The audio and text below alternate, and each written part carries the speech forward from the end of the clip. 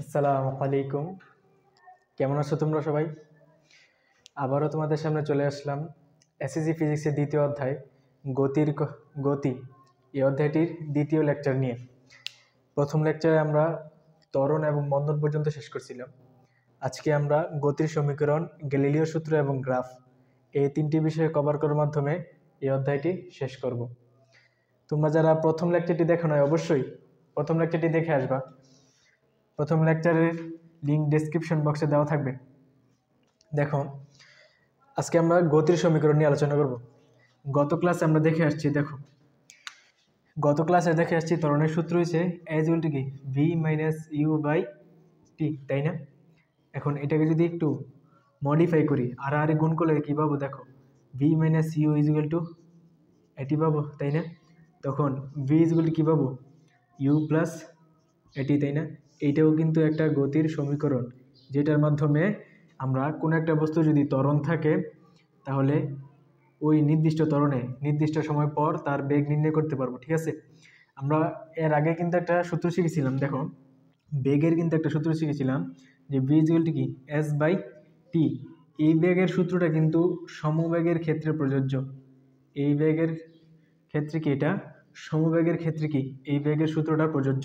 কিন্তু কোনো বস্তুর যদি ত্বরণ থাকে, অর্থাৎ সময়ের সাথে সাথে যদি তার বেগের পরিবর্তন ঘটে, বেগটা যদি কনস্ট্যান্ট না থাকে, সমবেগ যদি না হয়, যদি সময়ের সাথে সাথে তার বেগের পরিবর্তন হয়, তখন ওই পরিবর্তনজনিত ক্ষেত্রে বেগ বের করার সূত্র হচ্ছে V = U + AT। ঠিক আছে, তাহলে ত্বরণ থাকলে বেগ নির্ণয়ের সূত্র হচ্ছে এটা। ত্বরণ থাকলে বেগ নির্ণয়ের সূত্র V বের করার সূত্র। ঠিক আছে, B বের করার সূত্র।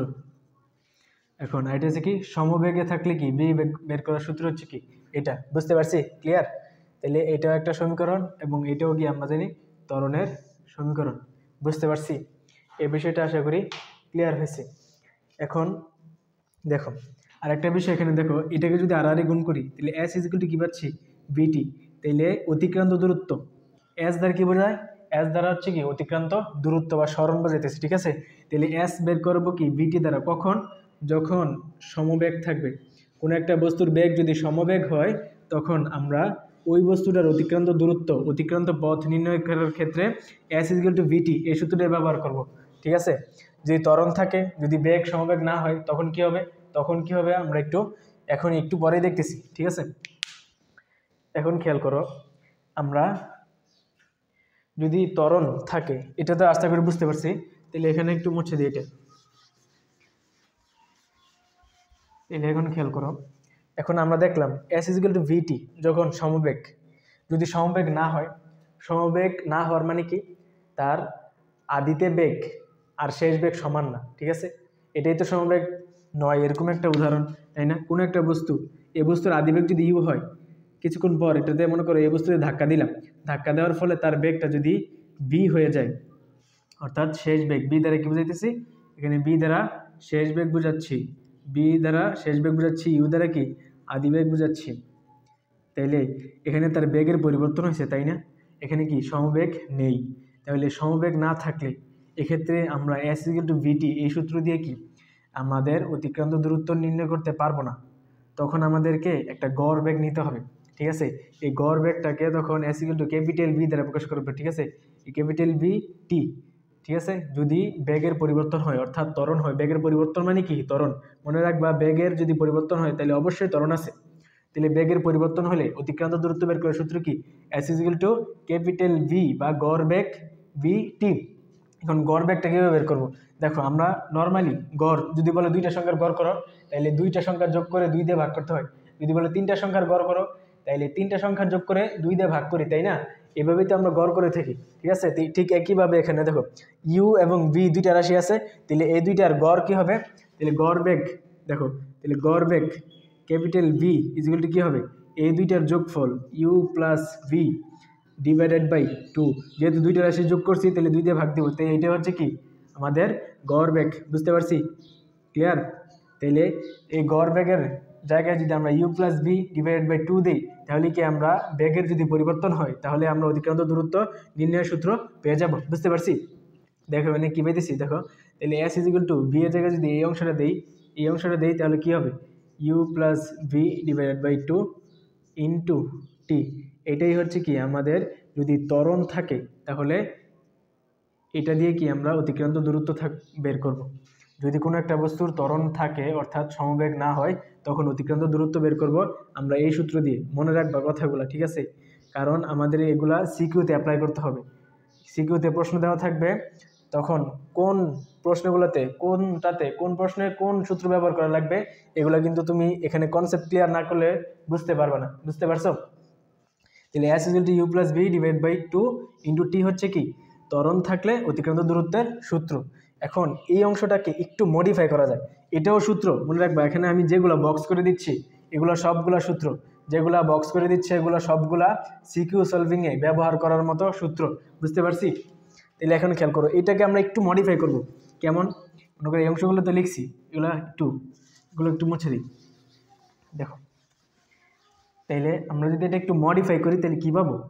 এই গড় ব্যাগটাকে দেখো, এখানে ইউটা দেখো, ইউ আছে, আমরা বি এর বদলে কি শিখছিলাম? V is equal to u plus a t শিখছিলাম না? V is equal to u plus a t দেখে আসছি একটু আগেই, তাই না? তাহলে এখানে বি এর বদলে কী দিব? ইউ প্লাস এটি। ঠিক আছে, ঠিক আছে, ইউ প্লাস টি। তাহলে নিচে আছে 2। এখন খেয়াল করো, তাহলে এখানে এটা যদি প্লাস দিয়ে সবটা ইয়া করে দিলে প্লাস ইউ প্লাস এটি, ঠিক আছে, আর নিচে হচ্ছে 2। এখন এটাকে খেয়াল করো, এখন এই ইউ প্লাস ইউ কী হচ্ছে? 2u হয়ে যাচ্ছে, আর এখানে থাকতেছে এটি আর 2। এখন আমাকে এই নিচের 2টা আমি কাটতে চাই, তো নিচের 2টা কাটতে চাইলে উপরের 2 কমন নেওয়া লাগবে। এখানে 2 আছে কিন্তু এখানে তো 2 নাই, তাই না? তাহলে এখানে কী আছে? এখানে কিন্তু 1 আছে। তাহলে 1কে আমরা কীভাবে লিখতে পারি? দেখো, 1কে কিন্তু আমরা হাফ ইন্টু 2 লিখতে পারি। 1কে আমরা হাফ ইন্টু 2 লিখতে পারি। তাহলে এই 2 আর এই 2 কাটাকাটি গিয়ে কি আবার 1ই থাকতেছে, ঠিক আছে? তাহলে 1কে লিখতে পারি হাফ ইন্টু 2। ঠিক একইভাবে এখানে আমরা 1কে হাফ ইন্টু 2 চিন্তা করে নিব, ঠিক আছে? তখন যদি আমরা এখান থেকে 2 কমন নেই তখন কি থেকে যাবে? হাফ থেকে যাবে। বুঝতে পারছি? এভাবে এখানে যদি 2 কমন নেই তাহলে এখানে 1-এর জায়গায় কী করবো, কী কল্পনা করে নিব? Half into 2। এখান থেকে যদি 2টা কমন নিয়ে নেই তাহলে থাকবে কি এই হাফ, ঠিক আছে? তাহলে এখান থেকে আমরা দেখো, তাহলে এখানে কী করতেছি, যে এখান থেকে 2টা কমন নিতেছি, তাহলে 2 কমন নিয়ে নিলে এখানে ইউ প্লাস হাফ এটি। বুঝতে পারছো? ক্লিয়ার আশা করি। তাহলে এখানে এই টু কাটা, ঠিক আছে? তাহলে আলটিমেটলি কী পাইতেছি আমরা? ইউ প্লাস হাফ এটি, ঠিক আছে? তাহলে এটাই কি গড় বেগ পাচ্ছি, এটাই কি গড় বেগ। তো গড় বেগ ইজ ইকুয়াল টু কী পাইতেছি?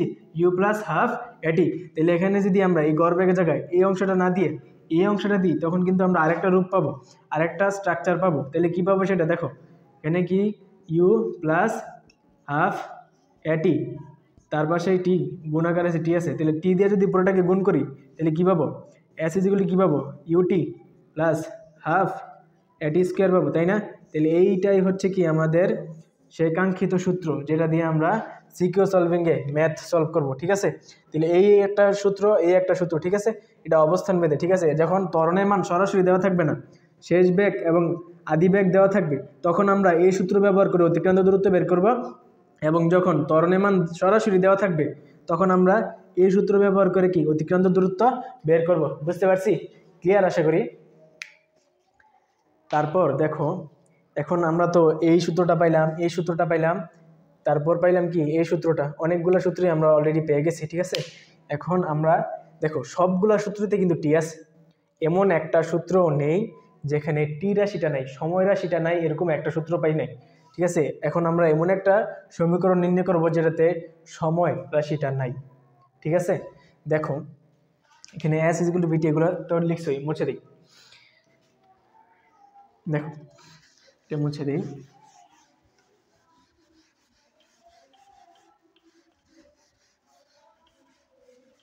আমরা শুধু এখানে এটা লিখে রাখবো যে কি পাইছিলাম এখানে s is equal to u t plus half a t square. শুধু আমরা এই সমীকরণটা লিখে রাখবো, ঠিক আছে? এখন খেয়াল করো, আমরা কি পাইছিলাম? V is equal to u plus a t পাইছিলাম, তাই না? এখন আমরা উভয় পক্ষে বর্গ করে দেব। উভয় পক্ষে যদি বর্গ করে দিই তাহলে বি স্কোয়ার, তাহলে ইউ প্লাস এটি হোল স্কোয়ার, তাই না? তাহলে এখানে যদি এটা করি তাহলে এখানে কি পাবো? U square plus 2 a u t plus a square t square, a plus b whole square সূত্র ফেলাইছি, ঠিক আছে? U square plus 2 a u t plus a square t square, ঠিক আছে। তাইলে এখন খেয়াল করো, এখানে ইউ স্কোয়ারটা রাখতেছি আমি, এখানে 2a রাখতেছি। এখন আমি চাইবো এই অংশটা তৈরি করতে, এই যে অংশটা তৈরি করার জন্য এখানে ইউটি আছে, তারপর প্লাস আছে হাফ এ টি স্কোয়ার, কিন্তু এখানে হাফ এ টি স্কোয়ার নাই, ঠিক আছে। এখানে আছে এ স্কোয়ার টি স্কোয়ার, তাইলে এই অংশটার থেকে আমি 2a কমন নেব, ঠিক আছে। 2a যদি কমন নেই তাহলে এখানে কী থাকতেছে দেখো, ইউটি, এই যে প্লাস, তারপর এখান থেকে যদি 2a কমন নেই, এখানে কিন্তু 2 নাই, আবার কল্পনা করে নিতে হবে 1 ইজ ইন্টু টু, এখানে 2 নাই কিন্তু 1 আছে, তাহলে 1 ইজ ইন্টু কি কল্পনা করতে পারি, হাফ ইন্টু টু কি একই কথা, হাফ ইন্টু টু আর 1 একই কথা, ঠিক আছে। তো এখানে হাফ ইন্টু টু কল্পনা করে নিব, তাহলে এখানে যদি 2 কমন নিয়ে নেই তাহলে কি থাকবে, হাফ থাকবে, বুঝতে পারছি। তাহলে এখানে যদি আমি 2 কমন নিয়ে নিই, এই যে 2, আর এখানে থেকে যদি দুইটা আছে এ স্কোয়ার মানে কি দুইটা, তাহলে দুইটা থেকে একটা কমন নিয়ে নিছি, তাহলে এখানে কি থাকবে, হাফ এ, আর এই টি স্কোয়ার থাকবে, ঠিক আছে। তাহলে এই অংশটা পাইলাম না, এই যে UT plus half a t square, তাহলে এটা কি, এটা সমান না, তাই না।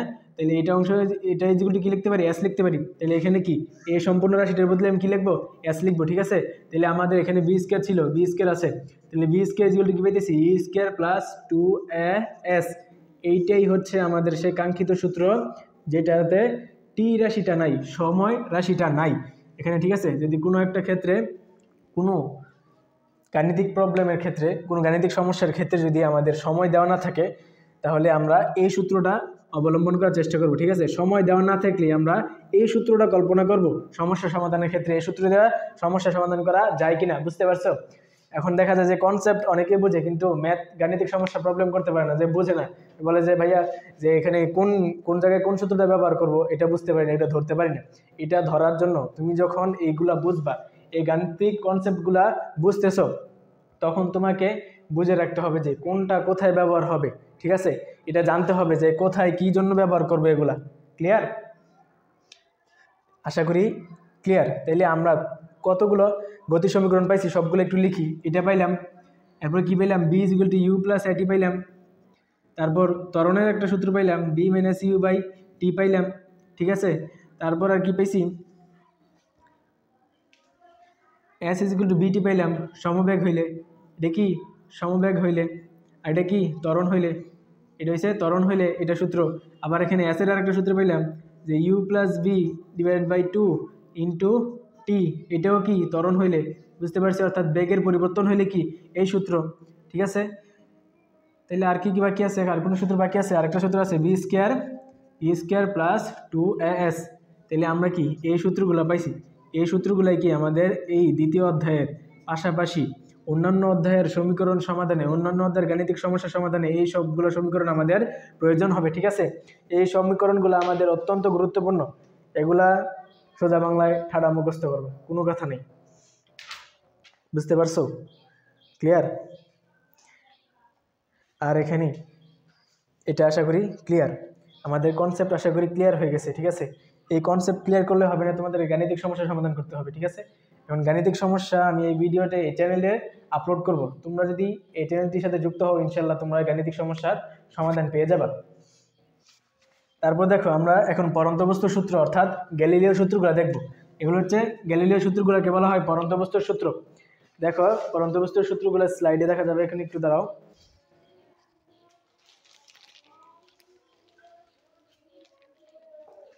দেখো এখানে আমি পরন্ত বস্তুর সূত্রগুলো লিখে রাখছি, তোমরা অবশ্যই এগুলো কিন্তু নোট করে রাখবা। এখন পরন্ত বস্তুর সূত্রগুলো কী কী আছে, বিজ্ঞানী গ্যালিলিও এই পরন্ত বস্তুর সূত্রগুলো দিছে। দেখো এখানে স্থির অবস্থান, গ্যালিলিওর 3টা সূত্র আছে, প্রথমে বলে নিই, প্রথম সূত্র, দ্বিতীয় সূত্র এবং তৃতীয় সূত্র, ঠিক আছে। প্রথম সূত্রের কোনো গাণিতিক ক্যালকুলেশন নাই বা গাণিতিক কোনো রূপ নাই, ঠিক আছে। এবং দ্বিতীয় সূত্রে গাণিতিক রূপ আছে, তৃতীয় সূত্রেরও গাণিতিক রূপ আছে, এগুলো আমরা এখনই দেখব। এখন এটা একটু মুছে দিই।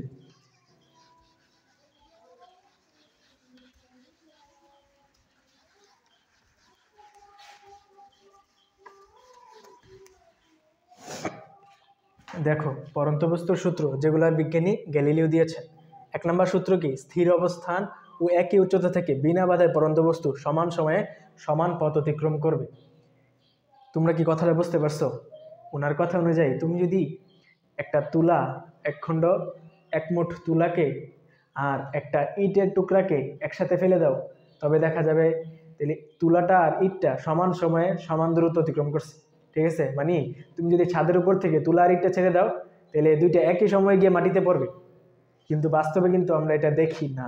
ঠিক আছে, এই জন্য এখানে বলে দিছি কিন্তু বিনা বাধায়, শর্ত লাগাই দিছি কি বিনা বাধায়, বাধা থাকা যাবে না। ঠিক আছে, এখন বলতে পারো বাতাসে কিসের, মানে বাধা কিসের, অলরেডি বলে ফেলছি যে বাতাসের বাধা। ঠিক আছে, আমাদের বায়ুমণ্ডলের কারণে কি এই জিনিসগুলো পড়ার সময় একটা বাধা অনুভব করে, বুঝতে পারছো? মনে করো এখানে এক টুকরা তুলা আছে আর এখানে একটা ইটের খণ্ড আছে, এই দুইটাকে যদি ছেড়ে দাও বিনা বাধায়, এখানে ধরে নিব বাতাস নাই, ঠিক আছে, ভ্যাকিউম, বায়ুশূন্য স্থান, এই স্থান থেকে যদি তুমি এই বস্তুটা এবং এই বস্তুটা অর্থাৎ একটা তুলা এবং একটা ইটের টুকরা ফেলে দাও, তাহলে এটা সমান সময়ে সমান দূরত্ব অতিক্রম করবে। অর্থাৎ এই দেখো টি সেকেন্ডে যদি এই ইটটা এখান থেকে নিচে পড়ে যায়, তাহলে এই টি সেকেন্ডেই এই তুলাটাও এখান থেকে নিচে পড়ে যাবে, বুঝতে পারছো? এখন বাস্তবে পড়ে না কেন? বাস্তবে মূলত একটা বাধা কাজ করে কি ওই ঘর্ষণ বল। ঠিক আছে, উপরের দিকে একটা ঘর্ষণ বল কাজ করে, মনে রাখবা ঘর্ষণ বল হচ্ছে এমন একটা বল যেটা সবসময় বস্তুর গতির বিপরীতে কাজ করে। আমি যদি সামনের দিকে গতিশীল হই, আমি যদি সামনের দিকে আমার বেগ হয়, তাহলে ঘর্ষণ বলটা কাজ করে আমার পিছনের দিকে, অর্থাৎ আমাকে পিছনে নেওয়ার ক্ষেত্রে সেটা কাজ করে, বুঝতে পারছো? মনে করো এই একটা বস্তু এই তল দিয়ে এদিক যাইতেছে, ঠিক আছে, এই দিকে সেই গতিশীল, তাহলে ঘর্ষণ বলটা কাজ করে তার বিপরীত দিকে, বুঝতে পারছো? ঘর্ষণ বল সবসময় গতির বিপরীত দিকে কাজ করে। তাইলে এই যে এটা নিচের দিকে পড়তেছে, তাহলে ঘর্ষণ বল, বাতাসের যে ঘর্ষণ বলটা কোন দিকে কাজ করতেছে? উপরের দিকে। ফলে এই যে বাধা তৈরি হয়, দেখা যায় যে তুলার ক্ষেত্রে এই ঘর্ষণ বলে বাধাটা বেশি কার্যকর হয় ইটের তুলনায়, এজন্য ইটটা তাড়াতাড়ি পড়ে যায়, তুলাটা কি আস্তে আস্তে পড়ে, বুঝতে পারছো? কারণ এই যে তুলার ভরটা কম, এজন্য এটার ভিতরে ঘর্ষণ বলটা বেশি কার্যকর, আর এখানে ইটের ভরটা বেশি, এজন্য এখানে ঘর্ষণ বলটা কম কার্যকর, বুঝতে পারছো? এখন আরেকটা কথা বলি, যদি বাতাস না থাকে কেন দুইটা সমান সময়ে সমান পথ অতিক্রম করবে? মনে রাখবা তোমাদের হয়তো আলোচনা করছে যে অভিকর্ষীয় ত্বরণে হয়তো সূত্রটা তোমরা এইটা পড়ে আসছো, Gm/r²। দেখো এখানে এই যে অভিকর্ষীয় ত্বরণের কারণে কিন্তু বস্তু দুইটা নিচে পড়ছে, ঠিক আছে, অভিকর্ষীয় ত্বরণে বস্তু দুইটা নিচে পড়ে, অর্থাৎ এই দুইটা বস্তুর ক্ষেত্রে কি এই 9.8 জি এর মান কত? এই অভিকর্ষীয় ত্বরণের মান 9.8, ঠিক আছে, মনে রাখবা এটা 9.8, এই 9.8 মিটার/সেকেন্ড স্কোয়ার। এই ত্বরণটা দুইটা বস্তুর ক্ষেত্রে কি সমানভাবে কাজ করে, যদি বাতাসে বাধা না থাকে তাহলে সমানভাবে কি, অর্থাৎ এই ত্বরণে কি দুইটা বস্তু দূরত্ব অতিক্রম করবে, ফলে সমান সময়ে সমান পথ অতিক্রম করে। কিন্তু এখানে যেহেতু ঘর্ষণ বল আছে, ফলে কি এইটা বাস্তবায়ন হয় না, ঠিক আছে।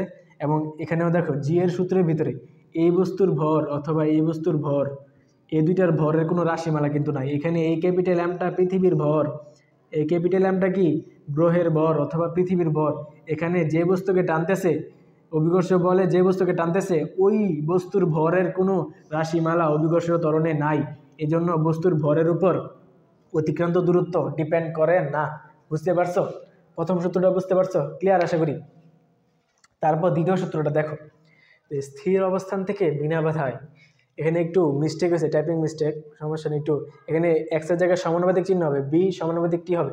আচ্ছা দেখি এখানে স্থির অবস্থান থেকে অর্থাৎ আদিবেগ শূন্য, স্থির অবস্থান থেকে মানে কি আদিবেগ শূন্য, মনে রাখবা স্থির অবস্থান বললে আদিবেগ শূন্য। স্থির অবস্থান থেকে বিনা বাধায় পরন্ত বস্তুর নির্দিষ্ট সময়ে প্রাপ্ত বেগ, স্থির অবস্থান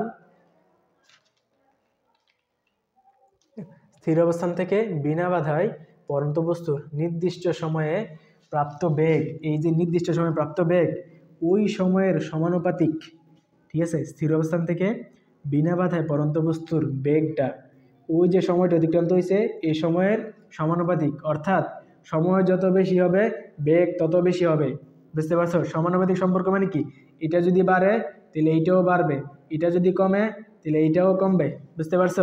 বি সমানুপাতিক টি মানে টি যদি বাড়ে বেগও বাড়বে, টি যদি কমে তো বেগও কমবে, ক্লিয়ার? এখন আরেকটা জিনিস, সমানুপাতিক সম্পর্ক বলতে শুধু এটা বোঝায় এরকম না, আরেকটা জিনিস বোঝায়, সেটা কি দেখো, বি সমানুপাতিক টি যদি লিখছি, তো বি সমানুপাতিক টি মানে হচ্ছে বি সমানুপাতিক সম্পর্কটা একটু ভাঙো। দেখো সমানুপাতিক সম্পর্কটা যদি ভাঙো তাহলে তুমি পাবা সমান অনুপাতের সন্ধি কি হবে সমানুপাতিক, ঠিক আছে। তাহলে সমানুপাত কখন সমানুপাত হবে, এই যে বি এবং টি এর অনুপাত সবসময় সমান হবে। সমান হবে মানে কি একটা ধ্রুবক সংখ্যা হবে, এটা কখনো চেঞ্জ হবে না। বুঝতে পারছো আমি কি বলতেছি? আবার একটু রিপিট করতেছি, দেখো মনোযোগ দাও একটু। দেখো বি সমানুপাতিক টি বলতে বোঝায় বি এবং টি এর অনুপাত সব সময় একটা সমানুপাতিক মানে সমান সংখ্যা হবে, ঠিক আছে, একটা ধ্রুবক সংখ্যা হবে। ধ্রুবক সংখ্যা হচ্ছে ওই সংখ্যা যে সংখ্যা চেঞ্জ হয় না। বুঝতে পারছো? তাহলে বি সমানুপাতিক টি মানে হচ্ছে বি এবং টি এর অনুপাত একটা ধ্রুবক সংখ্যা হবে, ঠিক আছে। ক্লিয়ার? একটু উদাহরণ দেই তাহলে আর একটু ক্লিয়ার হবে, ঠিক আছে। এখন একটু দেখো এখানে,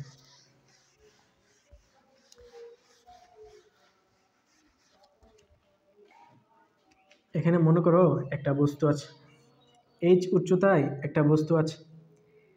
এই বস্তুটাকে মনে করো, এই বস্তুটা মনে করো 1 সেকেন্ডে, দেখো এই বস্তুটা সময় যখন 0 সেকেন্ড তখন বেগও 0, ঠিক আছে। সময় যখন 0 সেকেন্ড তখন বেগও 0। সময় যখন 1 সেকেন্ড তখন বেগ দেখা গেল 2 মিটার পার সেকেন্ড। বেগের একক কি? Metre per second. সময় যখন 2 সেকেন্ড দেখা গেল বেগ হয়েছে 4 মিটার পার সেকেন্ড। সময় যখন 3 সেকেন্ড দেখা গেল বেগের মান হয়ে গেছে 6 মিটার পার সেকেন্ড, ঠিক আছে। তাইলে এই যে বি সমানুপাতিক টি, এটার মানে কি বি এবং টি এর অনুপাত সবসময় একটা ধ্রুবক সংখ্যা আসবে, একটা সমান সংখ্যা আসবে, ঠিক আছে। তোমরা এই ক্যালকুলেশনটা দেখে খেয়াল করো, এখানে টি এবং বি এর মানগুলো একটু খেয়াল করো। সময় যখন শূন্য সময়ে, এটা তো কোনো সময় অতিক্রান্ত হয়নি, এই অংশটা আমি ক্যালকুলেশন করবো না। সময় যখন 1 সেকেন্ড তখন বেগ কত? 2। তাহলে এই দুটো অনুপাত করি আমরা, যেহেতু বলছি বি সমানুপাতিক টি, তার মানে বি এবং টি এর অনুপাত কী হবে? সব সময় সমান হবে, যে কোনো ক্ষেত্রে, যে কোনো সময়ে, যে কোনো প্রাপ্ত বেগ, এই দুইটার অনুপাত কী হবে? সমান হবে। কারণ কি? বি সমানুপাতিক টি। তাইলে খেয়াল করো, এটা কি V1, ধরো এটা হচ্ছে T1, এটা হচ্ছে B1, এটা হচ্ছে T2, এটা হচ্ছে V2, এটা হচ্ছে T3, এটা কি V3, ঠিক আছে। এখন আমরা দেখব গাণিতিকভাবে এটা সমান হচ্ছে কিনা। দেখো এখানে T1/B1, আমরা বলছি যে কোনো সময়ে যে কোনো সময়ে প্রাপ্ত বেগ দুইটার অনুপাত কী হবে? সমান হবে, তাই না? তাহলে এখানে T1/B1 is equal two T2/B2। আচ্ছা এখানে একটু সুন্দর করে লিখি, দেখো এখানে T1/B1 is equal two T2/B2 is equal two T3 কী হবে? B3। অর্থাৎ আমাদের কথা অনুযায়ী বি সমানুপাতিক টি হইলে যে কোনো ক্ষেত্রে এই বি এবং টি এর অনুপাত কী হবে? সব সময় সমান হবে। তাহলে এই T1/B1, T2/B2, T3/B3 কী হবে? সব সময় সমান হবে। এখন দেখি সমান হচ্ছে কিনা। দেখো T1 1, দেখো T1 হচ্ছে 1 সেকেন্ড এবং এখানে যদি 1 দেই, আর B1 হচ্ছে কি 2, তাহলে কী পাইতেছি? হাফ পাইতেছি। এন্ড T2 কত? 2, B2 কত? 4। দেখো এই 2 দিয়ে 4 রে কাটলে কিন্তু 2 পাইতেছি, আর এখানে 1, তাহলে এখানেও কি হাফ পাইতেছি। T3 কত? 3, এখানে কত? 6, তো 3 দিয়ে 6 রে কাটলে কিন্তু 2 পাইতেছি, এখানে 1 পাইতেছি। তাহলে প্রত্যেক ক্ষেত্রে দেখো T1/B1 হচ্ছে হাফ, T2/B2 হচ্ছে কি হাফ, T3/B3 হচ্ছে কি হাফ। তার মানে এই সবগুলার সংখ্যার অনুপাত কী পাইতেছি? হাফ। অর্থাৎ বি সমানুপাতিক টি মানে হচ্ছে বি এবং টি এর অনুপাত সব সময় একটা ধ্রুবক সংখ্যা হবে, এই সংখ্যার কোনো চেঞ্জ হবে না। বুঝতে পারছো? তাইলে এই ধ্রুবক বি সমানুপাতিক টি ইজ ইকুয়াল টু ধ্রুবক হলে আমরা এইভাবে লিখতে পারি B1 T1 is equal two B2 T2 is equal two B3 T3 is equal two, এভাবে লিখতে পারি, ঠিক আছে। কেন লিখতে পারি? এই যে এই কারণে। বুঝতে পারছো? আশা করি এতদিন হয়তো তোমরা জানো নাই, অথবা জেনে থাকতে পারো যে এইভাবে লিখতে পারি কেন। বি সমানুপাতিক টি ইজ ইকুয়াল টু ধ্রুবক হলে কেন আমরা এইভাবে লিখতে পারি, কারণ হচ্ছে এইটা। বুঝতে পারছো? ক্লিয়ার? তাহলে এই সম্পর্ক থেকে কি আমরা এই সূত্রটা পাই। ক্লিয়ার? এই সম্পর্কটা থেকে আমরা এই সূত্রটা পাই। এটা কিন্তু একটা সূত্র, ম্যাথ করার ক্ষেত্রে কাজে লাগবে, এমসিকিউ। দেখো তাহলে আমরা একটু সুন্দর করে লিখি, মুছে এগুলো। তাহলে কী পাইতেছে এখানে? বি সমানুপাতিক টি। তাহলে এই সম্পর্ক থেকে যে অনুসিদ্ধান্ত বা সূত্রটা দাঁড় করাতে পারি সেটা কি? B1 T1 is equal two B2 T2 is equal two B3/T3 is equal two, এভাবে দিতে পারবো শেষ পর্যন্ত, যতক্ষণ যাবে যে কোনো সময়ে প্রাপ্ত বেগ ওই দুইটার অনুপাত কী হবে, ধ্রুবক সংখ্যা হবে। বুঝতে পারছো? তাহলে এটা হচ্ছে কি আমাদের সূত্র, নিউটনের গ্যালিলিওর দ্বিতীয় সূত্র থেকে আমাদের অনুসিদ্ধান্ত হচ্ছে কি এটা।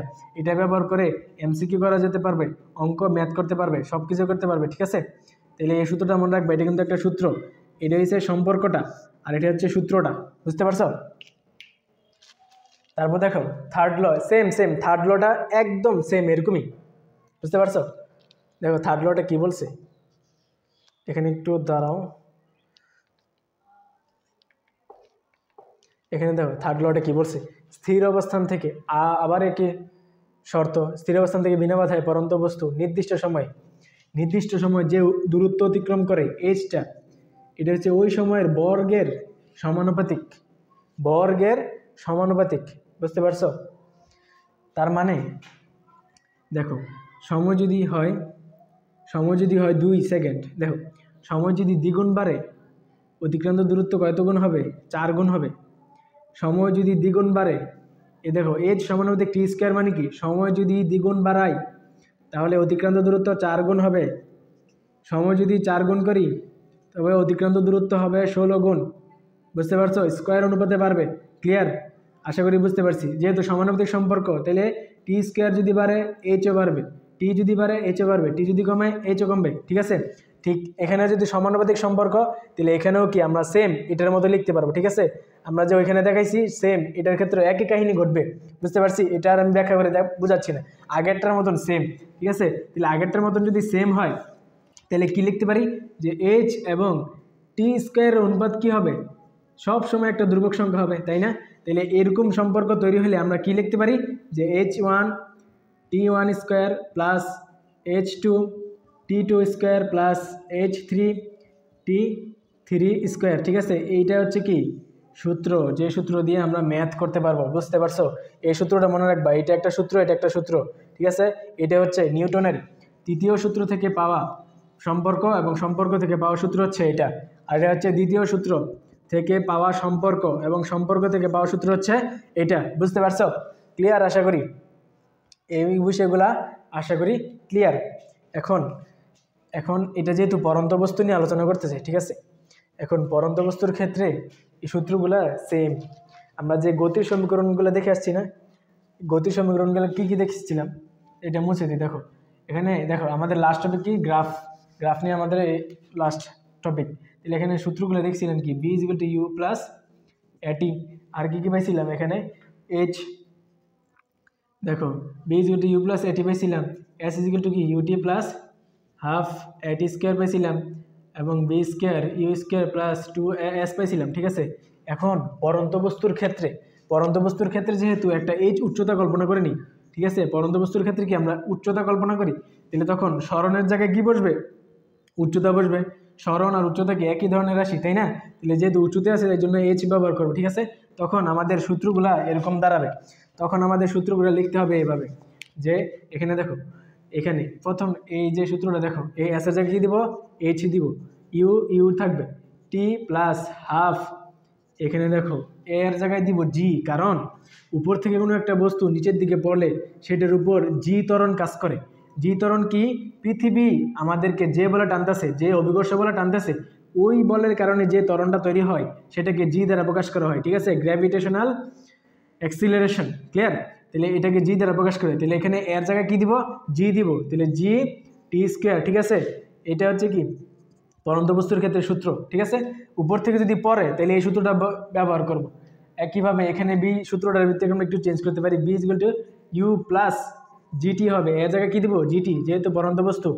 একইভাবে আমরা বি স্কোয়ার জায়গায় v square u square plus 2gh দিব, এর জায়গায় কী দিব, এইচ, এবং এর জায়গায় কী দিব, জি। ঠিক আছে? তাহলে এই পরন্ত বস্তুর সূত্রগুলো হচ্ছে এটা। ঠিক আছে? এটা হচ্ছে কি পরন্ত বস্তুর সূত্র, পরন্ত বস্তুর সূত্র। এগুলো হচ্ছে কি আমাদের সেই কাঙ্ক্ষিত পরন্ত বস্তুর সূত্র। পরন্ত বস্তুর কোনো কনসেপ্ট আসলে, পরন্ত বস্তুর কোনো গাণিতিক সমস্যা আসলে আমরা এই সূত্রগুলো ব্যবহার করব। ঠিক আছে? এখন আমার কথাগুলো মনে রাখবে, এটা কিন্তু পরন্ত বস্তুর সূত্র বলছি, নিক্ষিপ্ত বস্তুর সূত্র বলি নাই। কিন্তু নিক্ষিপ্ত বস্তু যদি বলে তখন কিন্তু সূত্রগুলো একটু চেঞ্জ হবে। কেমন? দেখো নিক্ষিপ্ত বস্তুর ক্ষেত্রে আমরা জানি অভিকর্ষ ত্বরণ নিচের দিকে কাজ করে, এখন নিক্ষিপ্ত বস্তু কোন দিকে যায়, উপরের দিকে যায়, এবং নিক্ষিপ্ত বস্তুর ক্ষেত্রে দেখা যায় সময়ের সাথে সাথে বেগটা হ্রাস পায়। দেখবা একটা বস্তুকে যদি উপরের দিকে নিক্ষেপ করি, এটা ধীরে ধীরে হ্রাস পাইতেছে, তার বেগের কি হ্রাস পায়, ঠিক আছে। তার মানে কি হয়েছে, মন্দন করছে, নেগেটিভ ত্বরণ না। তাহলে ওই নেগেটিভ ত্বরণকে প্রকাশ করার ক্ষেত্রে আগে কি দেওয়া লাগে, মাইনাস দেওয়া লাগে না, এই একটা মাইনাস ভ্যালু দিয়ে দেওয়া লাগে না। ঠিক একইভাবে এখানে জি, যদি কোনো একটা বস্তু উপরের দিকে নিক্ষেপ করা হয় তখন জি এর ভ্যালুটা মাইনাস ভ্যালু আসবে, জি এর ভ্যালুটা কি আসবে, মাইনাস ভ্যালু। এই জন্য এই জি এর মানটা যদি এখানে মাইনাস দাও, এই সূত্রটাতে যদি you t plus half into মাইনাসের জি ইন্টু টি স্কোয়ার দাও, তাহলে এই দেখো এ মাইনাস এ প্লাসে মাইনাসে কী হয়ে যাবে, মাইনাস হয়ে যাবে। তো সূত্রটা কী দাঁড়াইতেছে, u t minus half g t square, u t minus half g t square. তাহলে এটা হচ্ছে কি নিক্ষিপ্ত বস্তুর ক্ষেত্রে h is equal to u t minus half g t square হবে, কারণ এখানে কি হচ্ছে, মন্দন হচ্ছে, এই জন্য কি এখানে মাইনাসটা চলে আসছে, বুঝতে পারছো। বাকিগুলোর ক্ষেত্রে সেম, যেখানে এ আছে বা যেখানে জি আছে, জি এর আগে কি আসবে, মাইনাস আসবে, ঠিক আছে। তাহলে এই সবগুলো সূত্রে যদি নিক্ষিপ্ত বস্তুর ক্ষেত্রে লিখতে চাইলে তাহলে অবশ্যই আগে মাইনাস দিয়ে দিতে হবে। দেখো এগুলো পরন্ত বস্তুর সূত্র, আর নিক্ষিপ্ত বস্তুর সূত্র কি হবে, নিক্ষিপ্ত বস্তুর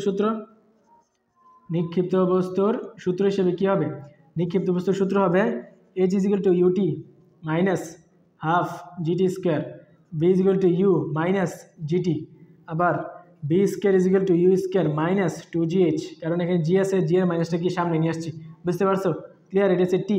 তাহলে এগুলো হচ্ছে কি নিক্ষিপ্ত বস্তুর সূত্র, বুঝতে পারছো। এগুলো অবশ্যই মনে রাখবা, নিক্ষিপ্ত বস্তুর সূত্র এগুলা, আর পরন্ত বস্তুর সূত্র এগুলা। পরন্ত বস্তুর ক্ষেত্রে প্লাস হবে, নিক্ষিপ্ত বস্তুর ক্ষেত্রে কি মাইনাস হবে, এগুলা মনে রাখবা। এগুলা দিয়ে অনেক গাণিতিক সমস্যা আছে, বুঝতে পারছো, ক্লিয়ার আশা করি। তারপর দেখো আমরা আমাদের সর্বশেষ টপিক গ্রাফে চলে আসছি, ঠিক আছে, এখন একটু দেখো, একটু বোর্ডটা মুছে অপেক্ষা করো।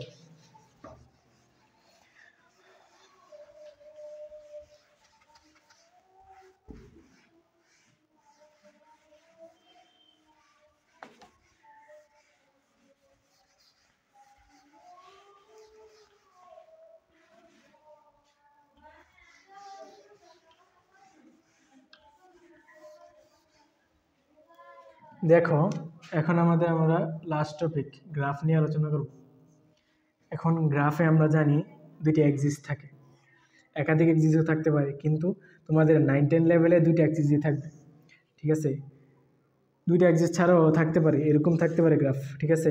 এগুলো যখন সিকিউ সলভ করবা তখন বুঝতে পারবা, এখন আর আমি বলতেছি না, যখন সিকিউ সলভ করবা তখন বুঝতে পারবা। তোমরা আমার এই চ্যানেলটিতে সিকিউ সলভিং ক্লাসও পাবা। অতএব তোমার জার্নিটাকে যদি সুন্দর করতে চাও তাহলে অবশ্যই চ্যানেলটির সাথে যুক্ত হও, সাবস্ক্রাইব করো, ঠিক আছে। তাহলে এখানে গ্রাফের ভিতরে কী থাকে, একটা এক্স অক্ষ থাকে এবং ওয়াই অক্ষ থাকে, ঠিক আছে। এখন মনে করো আমি বেগ বনাম সময় গ্রাফ আঁকতে চাই, ঠিক আছে। তাইলে এখানে এক্স অক্ষে কাকে বসাবো, ওয়াই অক্ষে কাকে বসাবো, মনে রাখবা এক্স অক্ষে বসে স্বাধীন চলক, এক্স অক্ষে বসে স্বাধীন চলক, ওয়াই অক্ষে বসে কি অধীন চলক, ঠিক আছে।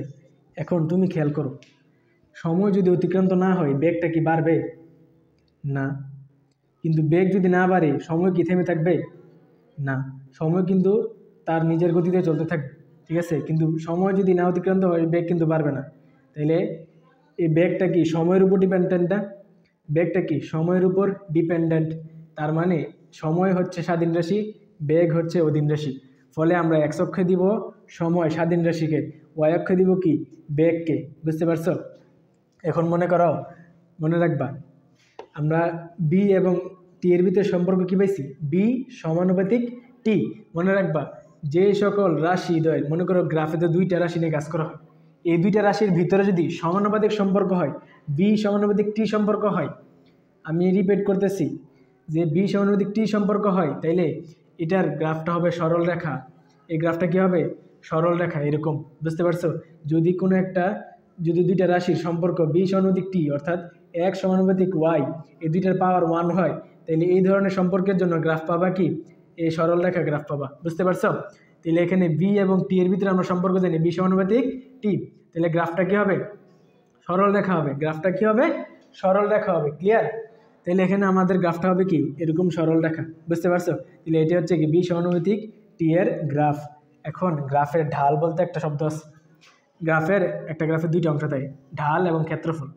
এখন আমরা এসএসসি লেভেলে শুধু ঢাল নিয়ে আলোচনা করব, ক্ষেত্রফল নিয়ে আলোচনা করব না। এখন ঢালটা কি, এখন ঢালটা যদি লিখতে চাই, ঢালের সংজ্ঞা যদি লিখতে চাই, ঢাল হচ্ছে এক্স এর পরিবর্তনের সাপেক্ষে ওয়াই এর পরিবর্তন হার। এক্স এর পরিবর্তনের সাপেক্ষে এক্স এর পরিবর্তনে এক্স এর সাপেক্ষে ওয়াই এর পরিবর্তনের হার, এক্স এর সাপেক্ষে ওয়াই এর পরিবর্তনের হার, পরিবর্তনের হারই হচ্ছে ঢাল। ঠিক আছে? এখন খেয়াল করো, মনে রাখবা এক্স এর সাপেক্ষে ওয়াই এর পরিবর্তনের হার, তার মানে মনে রাখবা যার সাপেক্ষে বলা হয়, দেখো হার বললে অবশ্যই ভাগ করতে হবে। ঠিক আছে? পরিবর্তনের হার বলছে তাহলে ভাগ আকারে প্রকাশ করতে হবে, এবং এখানে যার সাপেক্ষে মাপা হয় তাকে দিতে হয় নিচে। ঠিক আছে? তাহলে এক্স এর সাপেক্ষে যেহেতু মাপতেছি তাহলে এক্স হবে নিচে, এবং ওয়াইকে যেহেতু মাপতেছি তাহলে ওয়াই হবে কি উপরে। তাহলে এটা হচ্ছে কি ঢাল, এক্স এর সাপেক্ষে ওয়াই এর পরিবর্তনের হার, এক্স এর সাপেক্ষে ওয়াই এর পরিবর্তন হার ওয়াই বাই এক্স। ঠিক আছে? এখন তুমি খেয়াল করো, এই যে রেখাটা, এই রেখাটা কি এক্স অক্ষের ধনাত্মক দিকের সাথে একটা থিটা কোণ উৎপন্ন করছে না? এক্স অক্ষের ধনাত্মক দিকের সাথে থিটা কোণ উৎপন্ন করছে। এখন এই রেখার যে কোনো বিন্দুতে যদি আমি ঢাল বের করতে চাই, তাহলে মনে করি এই বিন্দুতে ঢাল বের করতে চাই, তাহলে এখান থেকে একটা লম্ব টানবো। ঠিক আছে? তাহলে এখানে সমকোণী ত্রিভুজ হইল না? তাহলে এখন খেয়াল করো, তাহলে এই অংশটা কি ওয়াই এক্সিস না? তাহলে এই অংশটা হচ্ছে ওয়াই এর মান, আর এই অংশটা কি এক্স অক্ষ বরাবর না? তাহলে এই অংশটা কি এক্স এর মান। ঠিক আছে? তাহলে আমরা কি পাইলি ওয়াই বাই এক্স পাইছি। ঠিক আছে? তাহলে ওয়াই অক্ষে কি আছে, ওয়াই অক্ষে আছে সময়, এক্স অক্ষে কি আছে সময়, এবং ওয়াই অক্ষে আছে কি বেগ আছে। ঠিক আছে? তাইলে এখন খেয়াল করো ডালটা কি হবে ওয়াই বাই এক্স। এখন খেয়াল করো, আমরা জানি ten theta is equal to কি, লম্ব বাই ভূমি। ঠিক আছে? তাইলে এখানে লম্ব বাই ভূমি হবে। তাহলে লম্ব কে আছে, লম্ব আছে ওয়াই, ভূমিতে কি আছে এক্স আছে। তার মানে ঢাল y by x is equal to কি লিখতে পারি, টেন থিটা লিখতে পারি। ঢাল ওয়াই বাই এক্স কি লিখতে পারি, টেন থিটা লিখতে পারি। এজন্য টেন থিটাকে বলা হয় গ্রাফের ঢাল। টেন থিটাকে কি বলা হয়, গ্রাফের ঢাল। তো ten theta is equal to কি পাইলাম, ওয়াই বাই এক্স। বুঝতে পারছি? তাহলে ঢাল কি পাইলাম, tan theta is equal to y by x. Clear? এখন আসি কোন একটা গ্রাফের ঢাল কি নির্দেশ করে সেটা নিয়ে। কোন একটা গ্রাফের ঢাল কি নির্দেশ করে, এখন আসি একটা গ্রাফের ঢাল কি নির্দেশ করবে সেটা নিয়ে। এখানে খেয়াল করো, মনে করো এই গ্রাফটার কথা চিন্তা করো, ঢাল কি পাইলাম ওয়াই বাই এক্স পাইলাম, আবার টেন থিটাও পাইলাম। ঠিক আছে? এখন এই গ্রাফের ঢাল কি বোঝায় সেটা, এখানে ওয়াই অক্ষে কে আছে, ওয়াই অক্ষে আছে ভি আছে, এক্স অক্ষে কে আছে টি আছে, তাহলে ভি বাই টি। তাহলে এই রাশিটা দ্বারা কি বোঝায়, বি বাই টি দ্বারা কি বোঝায়, আমরা দেখে আসছি B del B by T হচ্ছে কি ত্বরণ, ডেল বি বাই টি হচ্ছে কি ত্বরণ। তার মানে এই গ্রাফের ঢাল কি নির্দেশ করে, ত্বরণ নির্দেশ করে। এই গ্রাফের ঢাল ত্বরণ নির্দেশ করে। এইভাবে সব গ্রাফের ঢাল কি নির্দেশ করে বের করতে পারবো। ওয়াই অক্ষে কি আছে এটা দিব, এবং এক্স অক্ষে কি আছে এটা দিব। মনে করো এই যে এই সরণ ভার্সেস সময় গ্রাফ আঁকবো, সরণ ভার্সেস সময় গ্রাফ আঁকছি। ঠিক আছে? এটার ঢাল কি হবে, যে কোনো বিন্দুতে ঢাল কি নির্দেশ করবে। তাহলে ঢাল কি পাইছিলাম ওয়াই বাই এক্স। তাহলে ওয়াই অক্ষে কে আছে সরণ আছে, এক্স অক্ষে কে আছে সময় আছে। তাহলে এস বাই টি কি, এস বাই টি কি বে না, v is equal to s by t পাইছিলাম না। তার মানে এই গ্রাফের ঢাল কি নির্দেশ করে, এই গ্রাফের ঢাল নির্দেশ করে বেগ। এই গ্রাফের ঢাল কি নির্দেশ করবে, অবশ্যই এই গ্রাফের ঢাল বি নির্দেশ করবে, মানে বেগ নির্দেশ করবে। বুঝাইতে পারছি?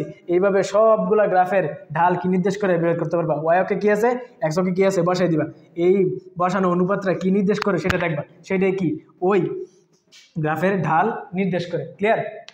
এখন খেয়াল করো, এখন সম্পর্ক বি সমানুপাতিক টি হলে এরকম, এখন যদি এরকম হয়, যদি সম্পর্ক যদি এরকম হয় এক্স সমানুপাতিক, মনে করো আমি এখানে চলক দিয়ে বোঝাইতেছি। ঠিক আছে?